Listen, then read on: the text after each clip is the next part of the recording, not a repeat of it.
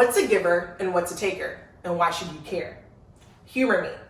You're at lunch with a friend who's looking for a job. They tell you they're interested in the company where your college friend used to work at. What do? Do you tell your friend you'll make the introduction? Do you tell your friend you'll make the introduction and then hope that they will help you with your own issue? Or do you tell your friend, I don't feel comfortable making the introduction because I haven't spoken to this college friend in a while? All of this matters because this question reflects our reciprocity style, which is the way we interact with others. There are givers, matchers, and takers. Which are you?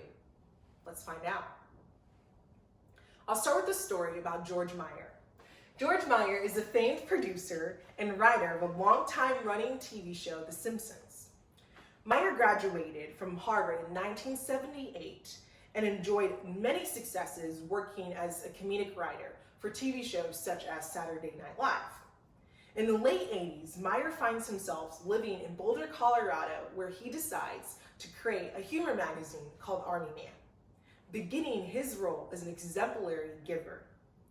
He gave the comic away for free, 200 copies, to his friends and his colleagues and acquaintances, only producing 3 issues, relinquishing the need for fame, for fortune, but instead he found fortuity.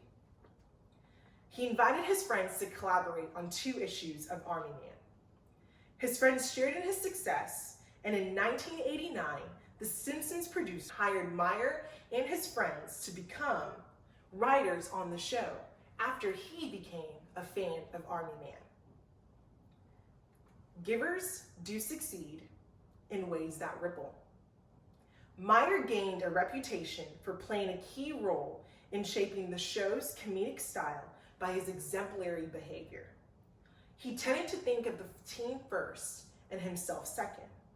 In the writer's room, he would often lend a helping hand to help others review their material. Grant estimated that Meyer had a hand in more than 300 episodes of The Simpsons, but only received credit for 12.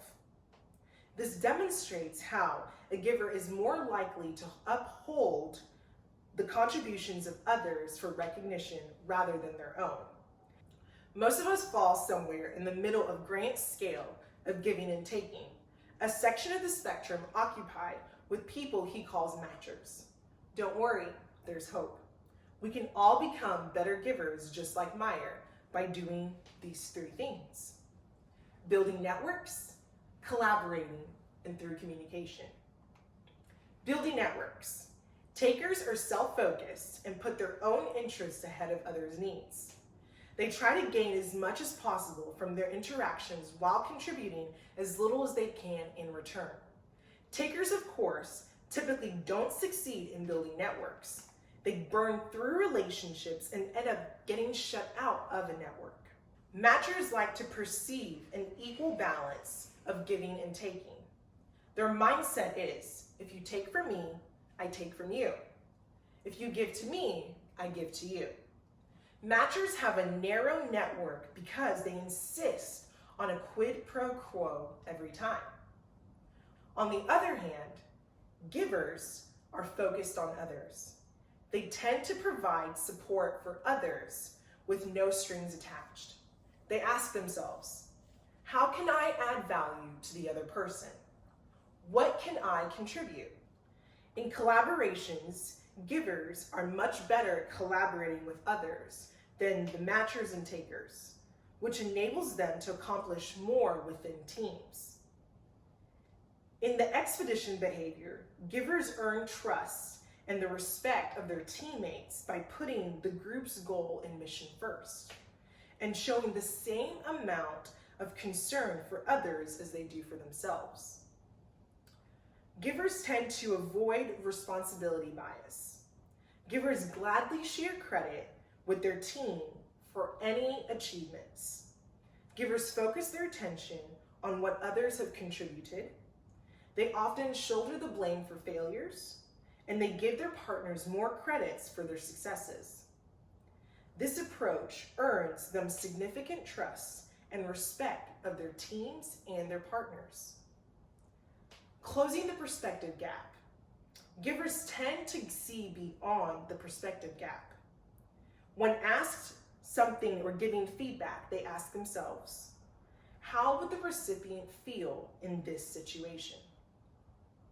Takers don't exhibit expedition behavior. They're too focused on their own needs and their own goals rather than those of the team.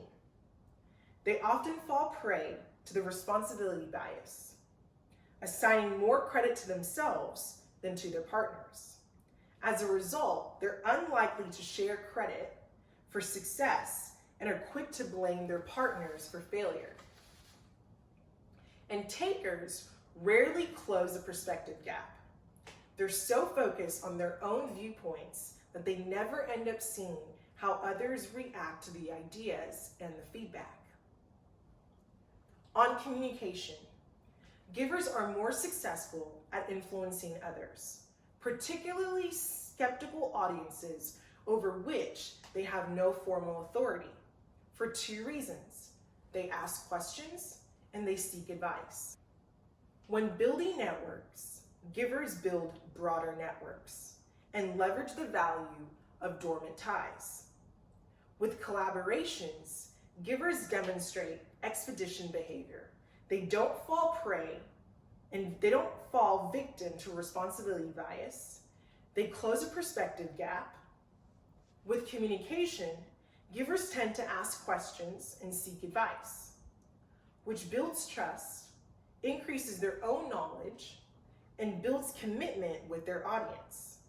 And I ask you again, which are you?